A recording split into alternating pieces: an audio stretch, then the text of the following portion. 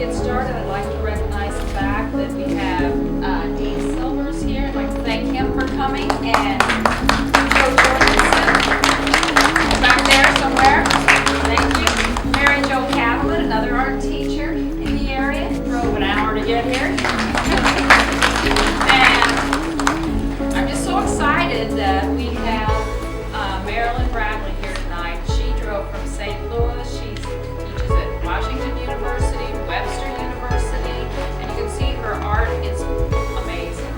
She breaks every rule. I love it, and makes beautiful artwork. And if you look at her list of accomplishments back there, that's just barely touching the surface. Her resume goes on page after page. She's in many shows. She's won many, many awards, and I just feel so fortunate to have her here tonight. So, without further ado, thank you, Marilynne, for being here. I don't have to stand always. Everybody's sitting down. Maybe I should sit down too. I have a speech. I'll go through it more or less, but I don't think you really want to hear that much. This kind of gives you the background of how I became an artist. And I didn't start out as one of those great artists that are born with a crayon in their hand. In fact, the first time I ever attempted to try anything in art was in 4th grade.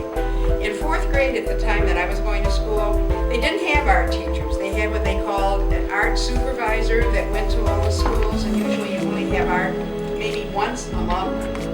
So this art supervisor came and said, well, we're going to do some paintings, and we're going to paint to what music? Well, I think you've probably done that somewhere along the line, that you have to paint to music.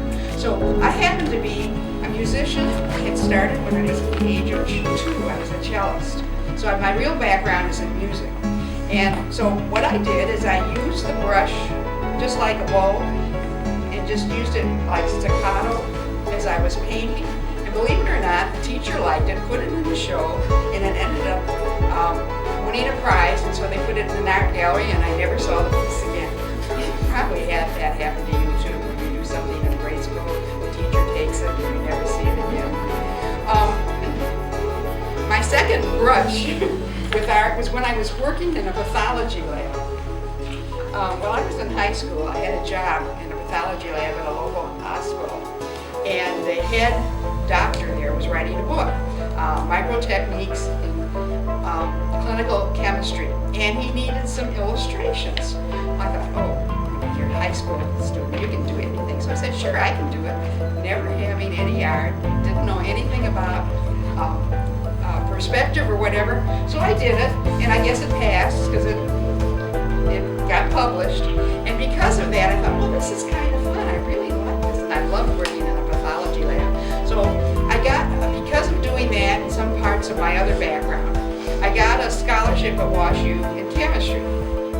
And while I was this was going to go on in for pre-med, and I was thinking, if I'm going to go into medicine, I would like to really work as a medical illustrator, because that way you don't have to worry about your patients dying on you. So I had to take a double major in science and in art, and I'd never taken any of the art that all these other art students were doing in the university. So if this was, I don't know if I dare tell you when it was, but when I was in college then, representational art was out. You just didn't do it. It was all conceptual. In other words, it was either color theory with a lot of junk on it, or otherwise you wrote a paper and talked about it and never did it. Believe it or not, that's supposed to be art. So, I didn't really learn much.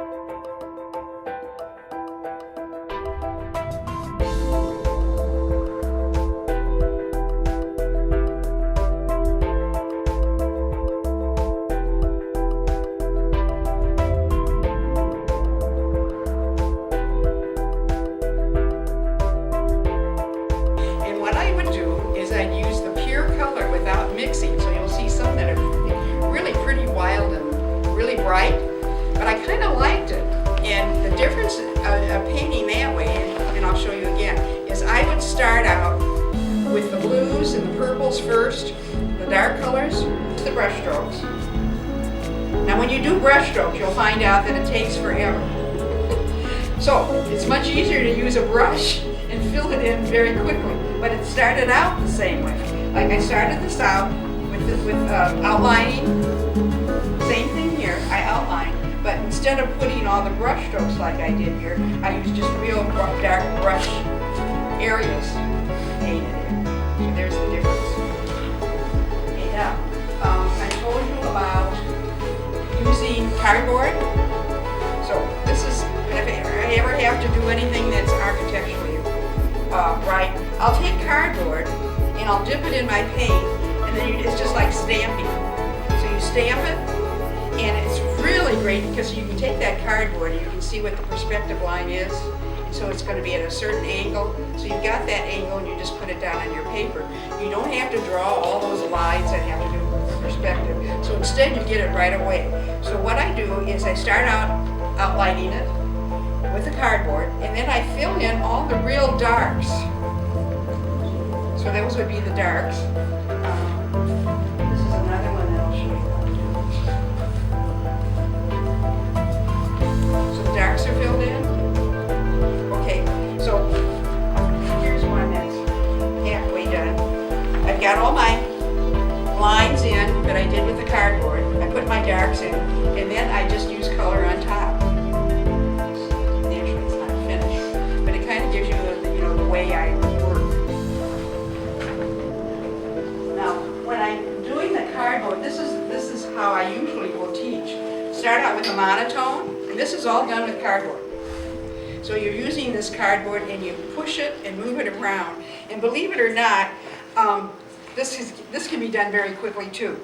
I've got special methods of making these little fences, and then I'll have to show you. Well, maybe I shouldn't. You should come to my workshop.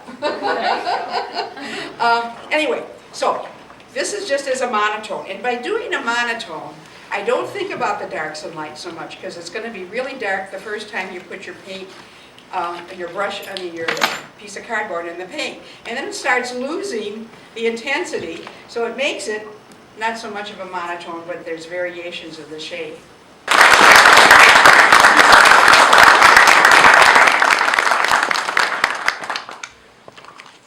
Thank you all. Be sure and finish off the refreshments after.